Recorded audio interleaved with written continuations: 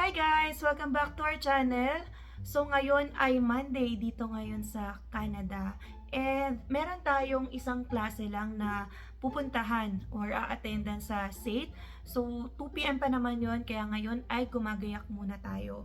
So currently yung outside is 5 degrees. Grabe, third week na ng November guys ha. Pero ang ganda pa rin ng weather ngayon. Hindi naman tayo nagrereklamo, but yun nga, we have been reading some news na ang tinatawag ngayon is El Nino winter, yung nararanasan dito sa Calgary, particularly Alberta din. Kasi typically, or last year din na naranasan namin, o pag-start pa lang ng November actually, bubuhos na rin yung snow. So since third week na rin ngayon ng November, last year, ang mga memories ko nga sa Facebook nasa -15, -13 na yung weather. But now, it's 5 degrees. And yan, we are grateful sa ganitong weather. But yeah, may effect din yun since hindi siya normal dito sa ganitong season. So, yun nga sinasabi na El Nino winter ngayon. And it's too early to tell pa rin naman daw kung magkakaroon tayo ng White Christmas or not. But they will still wait kasi syempre may mga forecast pa rin na in like 5 days magkakaroon ng snow, pero hindi siya tuloy-tuloy guys. Unlike dati na like 7 consecutive days, 8 consecutive days nag-snow during this season. But yeah, maybe it's effect of global warming or climate change kaya nagkakaroon ng ganitong weather ngayong year. So anyway, gagayak na tayo, and since one subject lang tayo, ito na lang ang bag ko at hindi na tayo magbabackpack. So ang laman lang naman ito is laptop kasi kailangan namin mag-quiz using our own laptop. So hindi kami nasa laboratory kaya we have to bring our own laptops. And yeah, ito as you can see, ito nga pala ay Teddy Blake bag. So we received this bag last year.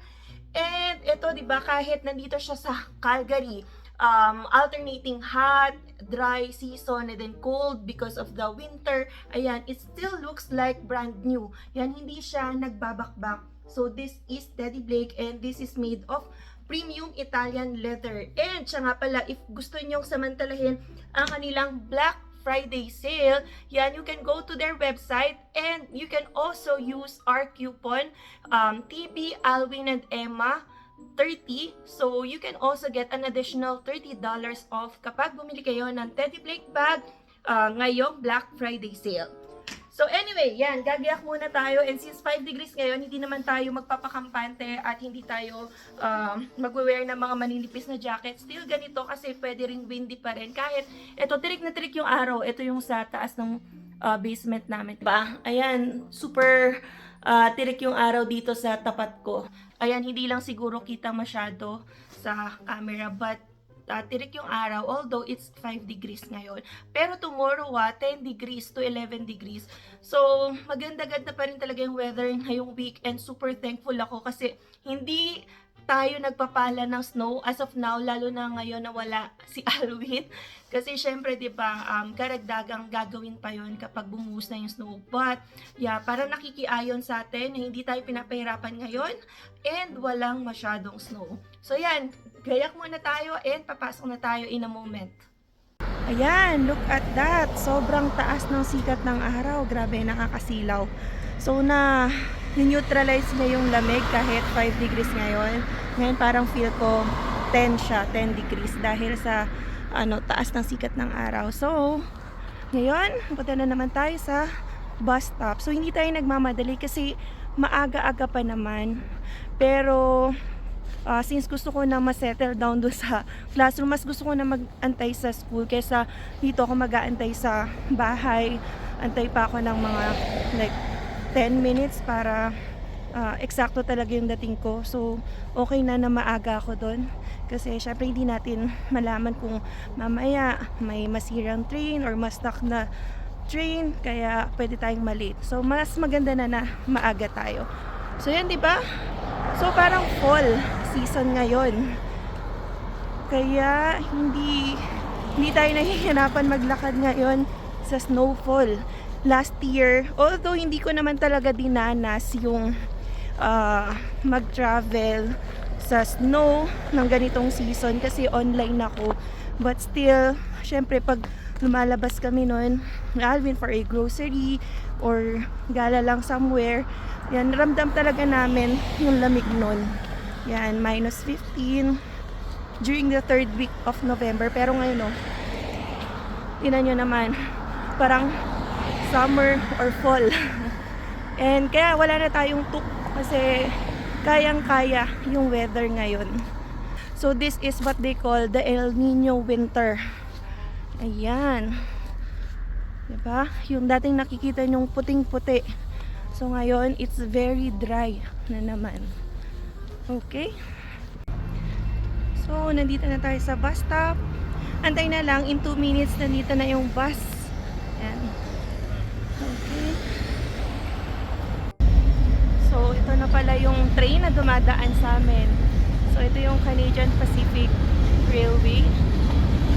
Malayo-layo yung inaabot nito. Di ba naalala nyo yun sa Jasper namin? I think, yan, hanggang doon, umaabot yun.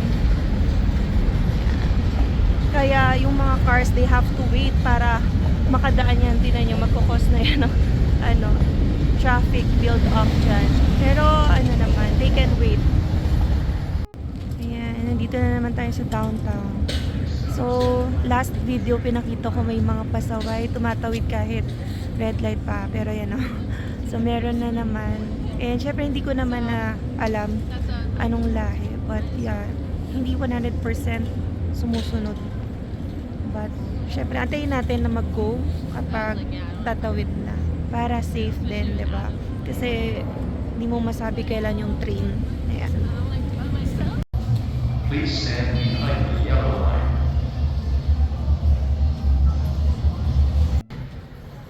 So we are now here at SAIT. Yan, dito ako sa side ngayon dahil malayo-layo yung building ko for this subject.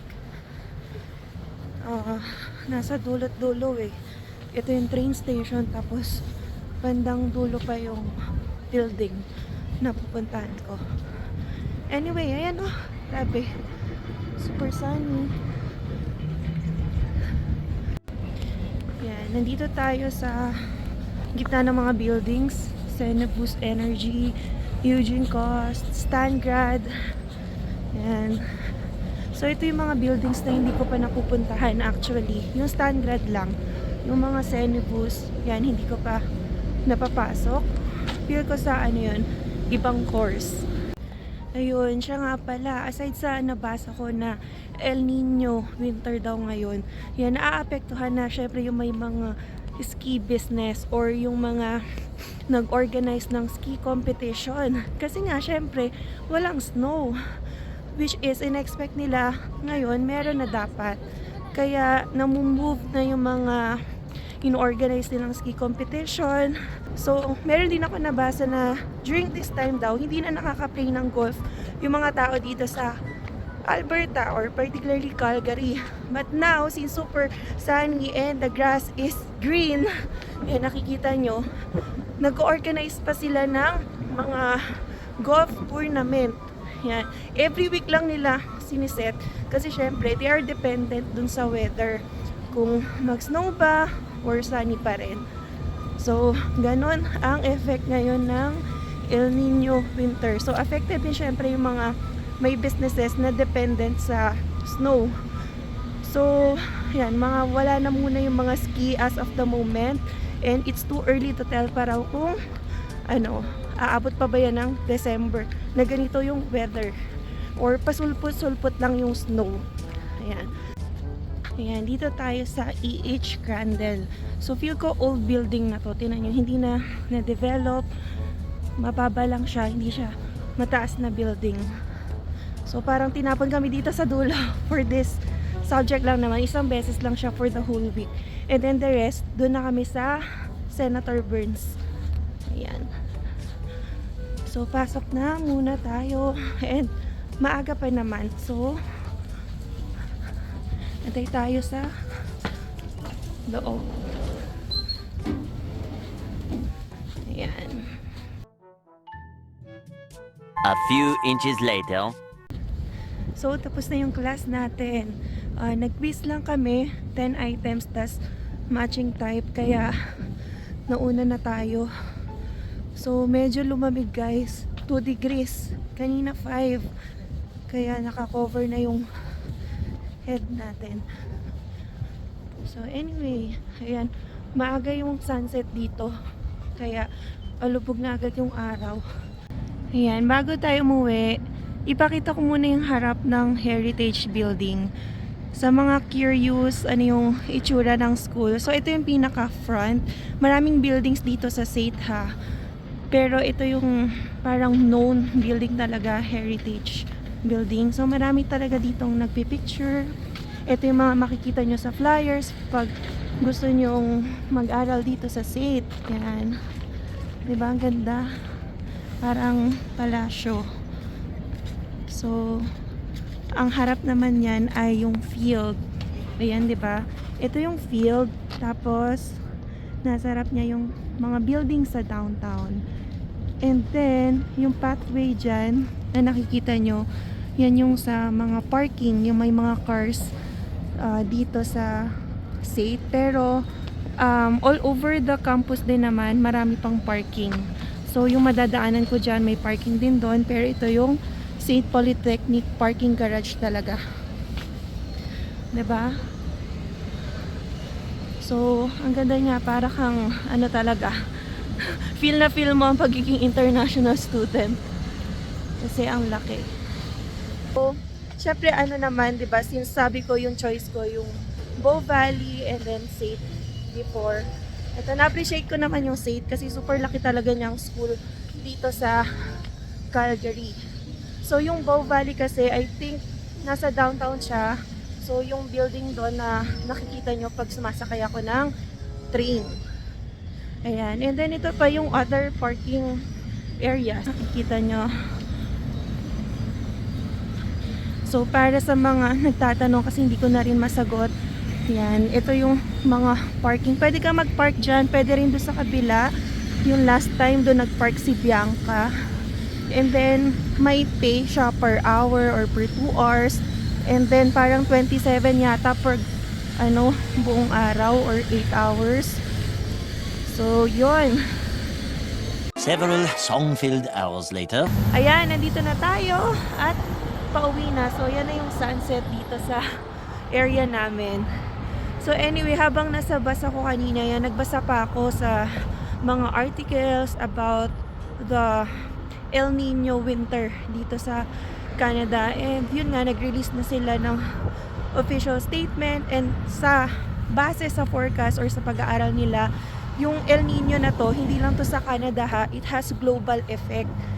Kaya dito naman sa Canada, pwedeng maging effect at pinangangambahan since nga El Nino ngayong winter. So paano pa pagdating ng summer? So it can be really, really hotter. Eh paano pa yung mga wildfires daw, 'di ba? So baka mas maging severe. Pero 'di ba, praying na hindi naman mangyari yung ganon. But they are really anticipating na kasi nga effect yun ng El Nino. And isa pa doon, global temperatures daw will rise. So hindi lang dito sa Canada, so all over the world because of the effect of global warming. So it can be 1.5 degrees Celsius higher. Ayan. And then ano pa nga yung nabasa ko? So aside sa mga wildfires na pwedeng mangyari, it can be really hotter and pwede pang magkaroon ng mga drought o tagtuyot. Pwedeng hindi pa ganun ka-impact dito sa Canada kasi nga malamig dito. But yan, sa ibang places or ibang bansa, yan, it can already be shown yung tagtuyot. And sabi pa nga doon, because of the changes in atmospheric pressure, ayan, pwedeng magkaroon ng mga mas malalalang bagyo. So yun, because of yan nga, global warming, mas mga malala na yung mga natural calamities na pwedeng mangyari. But hopefully not, diba? So sabi rin nila hindi pa ito talaga, or hindi pa nila ito mako-compare sa El Nino or the Great El Nino ng Canada, which happened noong 1996. So siguro terrible yung nangyari noon sa na-effect dito sa Canada. with that extreme heat. Pero sana ito nga, since ito 'di ba, hindi ito yung sinasabi nilang normal na winter dito sa Canada. Kaya syempre, although dito sa Canada better yung nangyayari kasi ito okay lang naman yung weather sa amin, 3 degrees, 5 degrees, pero hindi siya normal during the season, which is 15 degrees yung ina-expect nila. And then yung mga ski competition nga nangyayari na sana. But syempre sana hindi naman mangyari yung mga 'di ba worst calamities na pinipredict ng mga experts. But ayun nga, maganda na lang din maghanda tayo sa mga pwedeng mangyari. Ayan, nakakatakot tuloy sa parating na summer dito kasi last time 'di ba, may wildfire kaming naabutan, sobra yung smoke. So sana naman hindi ganun yung maging effect kasi ganito yung winter for this year. So yan, malapit na tayo ulit sa ating bahay. I think dito ko na to i-close. So I hope nag-enjoy kayo sa ating video for today. So if you like this video, please don't forget to click the thumbs up button. Subscribe na rin kayo if you have not yet subscribed. And click na rin the notification button in order for you to get notified of our future uploads. So yeah, hanggang dito na lang. See you in the next one. Peace!